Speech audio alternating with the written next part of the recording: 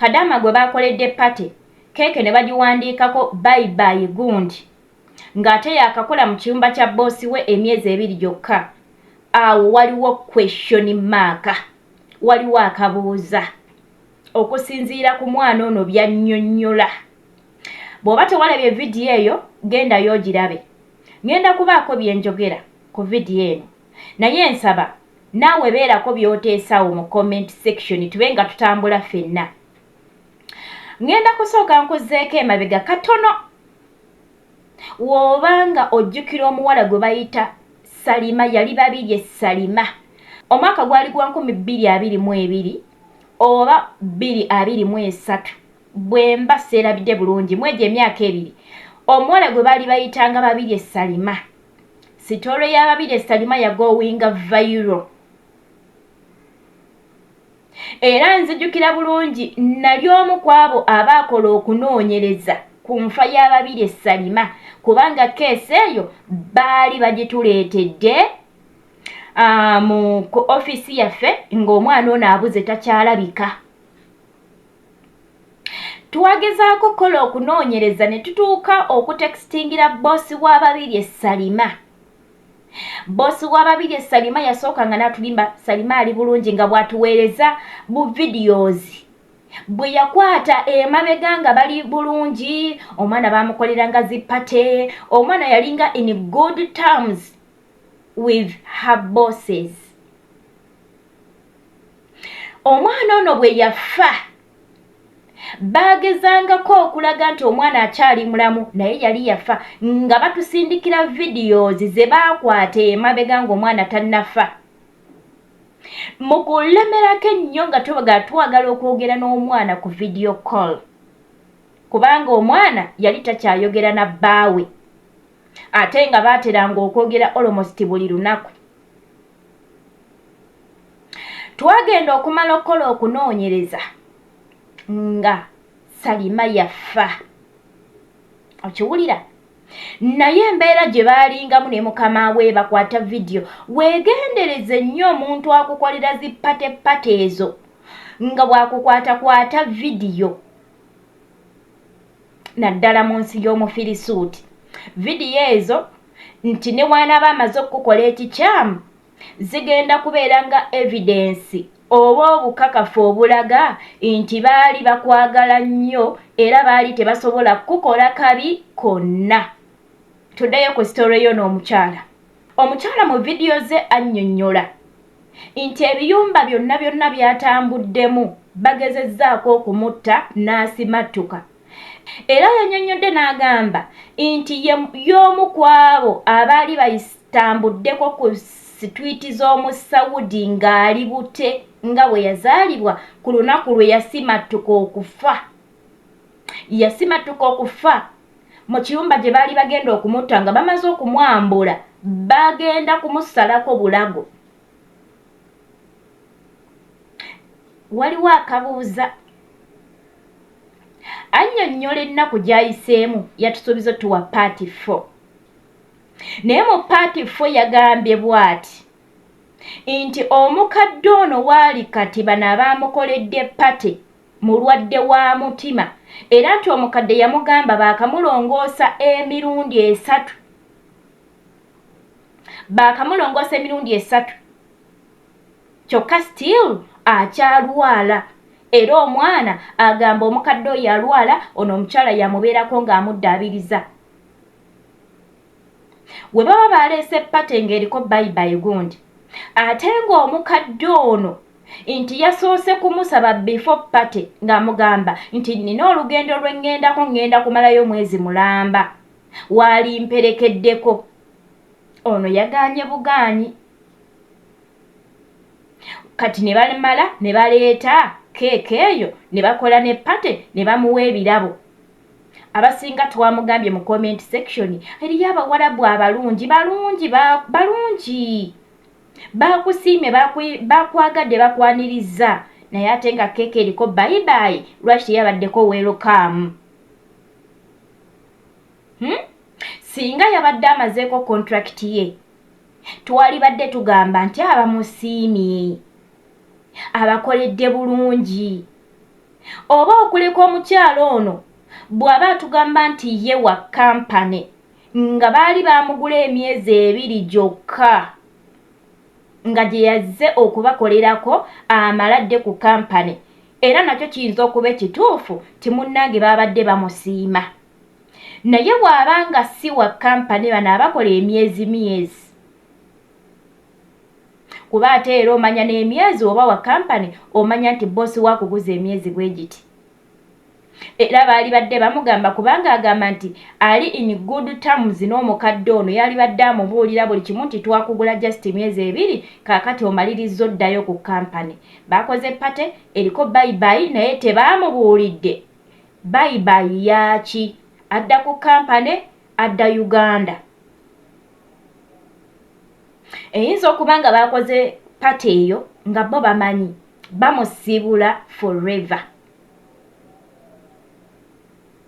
Saba mikwano omukyalo ono mu kifo ky'okumugumya nti balungi tumuwe essaala according to her story ayina story buli waagenda okukola bamwegezaamu okumutta ekirala simanyi vidiyo eno oba anaagiraba baby girl waali baddodde ewaka bw'abanga mukama akuyambye n'osimattuka okufa emirundi egiwera it is better bannange odde ewaka ssente tezigula bulamu kitegeeza gwe ekyeyo kigaanye era bw'ona owaliriza ennyo n'osigala ku kyeyo oyinza okuloozinga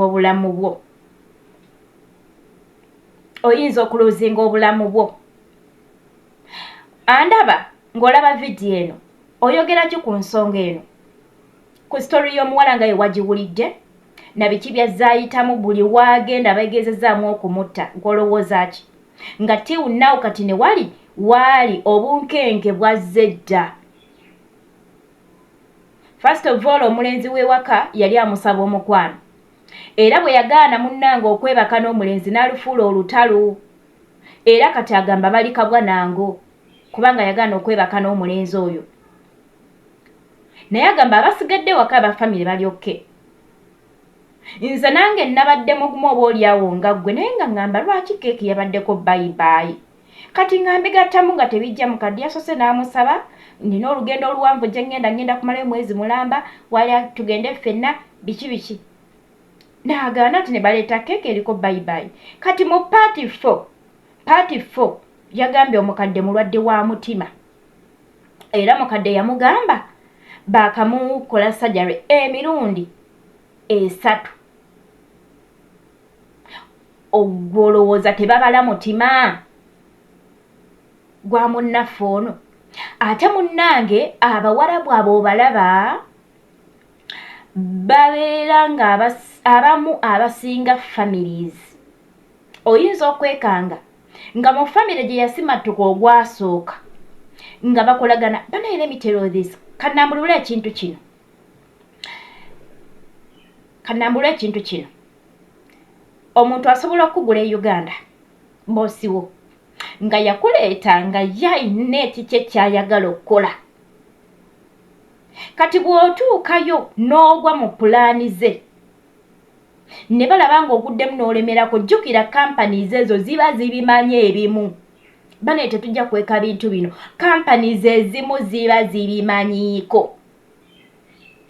kati bw'otuuka n'ogwa mu pulaani zaabwe tebajja kukaayanya oba bw'osimattuka n'obatolokako n'ogenda n'oddayo ku kampani yo bano we baakujja oba ku ofiisi yo kati eno ennyumba gy'odduseemu bakolagana n'ennyumba endala kuba jjukira babeera ba Luganda abasinga kati bakolagana n'abooluganda abalala ne bajja ne bakugula bannange story zembawa mbaddeko mu cases bwe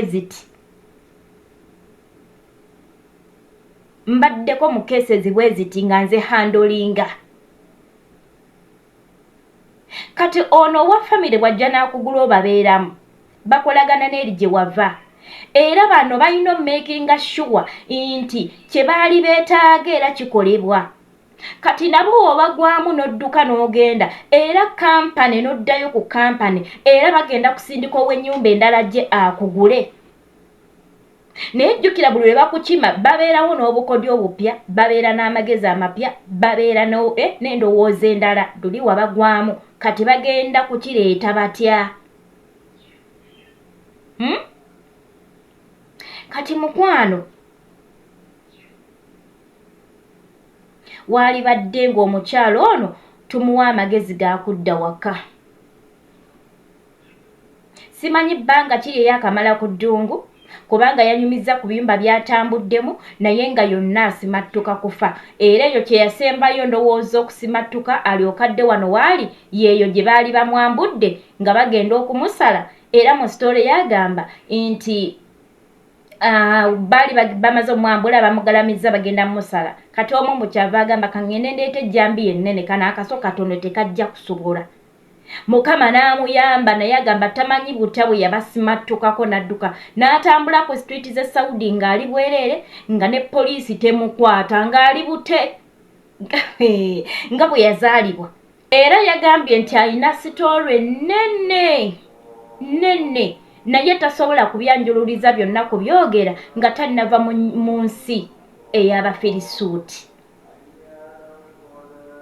Kitegeeza alabye bingi. Bano abantu bandiba nga famire ze zimu ne bali abaali baagala okumutta.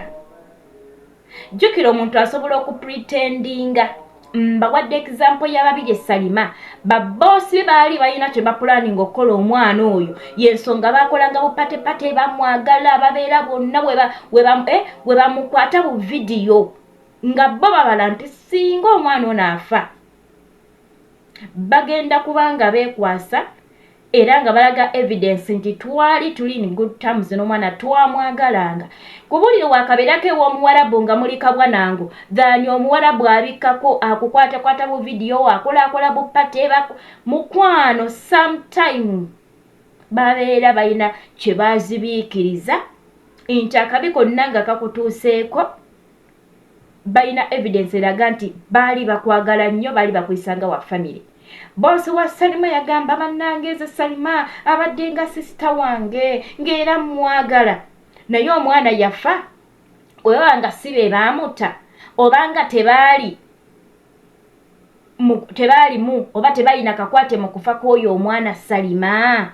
Lwaki bwe yafa baasigala bapretendinga nti omwana gyali mulamu nga batuweereza vidiyo ze baali baakwata edda ng'omwana akyali mulamu nga ze batuwa kati wuno kati ali bulungi ne batukogamba nti Salima tayagala kwogera na famire ye. Mulekerawo okugamba abantu ebintu byammwe abawarabu abo bagenda kukozesa ebyo ebintu bye mubagamba babatuseeko obulabe bagira akatabe bakaze ku famire yammwe. Batuuka ne bagamba Salima tayagala kwogera na famire ye. Tayagala kakitegeeza Salima bwe yafunangamuko obutakkaanya n'ab'eŋŋanda zaabwe yabuuliranga mukama we. Era omwana bwe yafa baasigala bapretendinga Salima mulamu tayagala kwogera na baŋŋanda ze nga n'essimu ya Salima kweri naye ng'omwana yali yafa dda. Tugenda okumaliriza obinoonya tutaddemu amaanyi tutaddemu abyamateeka mpaka bwe kyazuuka ng'omwana yafa nga yafa. Soba mikwano era nga n'okufa kwe mukwano bintu byonna sijja bigenda into details bigenda wala naye n'omulambo gw'okuguza ewaka ebyaliwo mwabibulira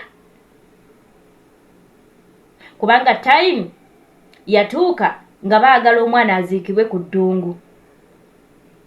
Soba mikwano mubeere nga mwegendereze nnyo. In fact twetaaga Katonda kubanga gwe nga gwe toyina maaso galaba wala. Bw'oba toyina Katonda tojja kufuna kubikkulirwa lukweki abantu b'oli nabo lwe bakupulaningira sitaani ki kyateekateeka eri obulamu bwo. Mukwano oba weetaaga Katonda yasobola okubanga akuyambako mu mbeera bw'etyo. Anina akatalekeka nga sinnagenda ndi wano okukutegeeza nti Magi yavuddeyo n'asalawo n'agamba nti abaana bagenda mu holiday oba abamu batandise dde okuba nga bali mu holiday. Oli eyo oli nkuba kyeyo oyagala tube nga tukyalirako abaana bo, oyagala kubakolerayo ka surprise, oba munnange oyagala kusiima omuntu akulabirira abaana bo, mukwano ntuukirira. Video eno weekusanga wonna, oba oli ku YouTube commenti nga ngenda kuwa ennamba yange y'essimu, bw'obanga oli ku TikTok ate era genda mu comment section oba jangu mu kabokisi kange, bw'obanga oli ku Facebook mukwano jangu mu kabokisi kange oba commenti nga mu comment section nja kubanga nkutuukako. Abaana baffe babankuba kyeyo okusiima abantu abalina abaana baffe ate era n'okubanga munnange tusurprisingako n'abaana baffe mu holiday eno ntuukirira. Oba omuntu wali Jinja, ali Masaka, ali luddawa, omwana yonna gye wamuleka nja kutuukayo ngende mbe nga ndaba ku mwana wo. Kale mukwano mubeere bulungi, Mukama abankumire nnyo, tujja kubanga tusinkana. Bye bye.